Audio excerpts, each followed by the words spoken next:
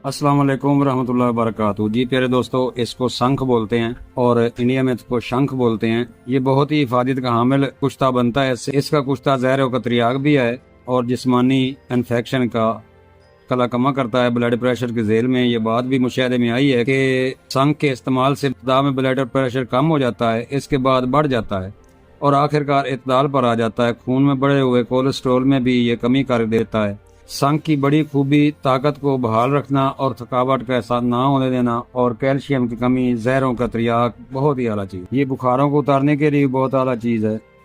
दस्त, खांसी, जरियान, आंतों की दिक्कत के लिए मुफीद है। सांप के जहर का त्रियाग है। तेरे दोस्तों, हड्डियों में दर्द के लिए बहुत आला चीज है।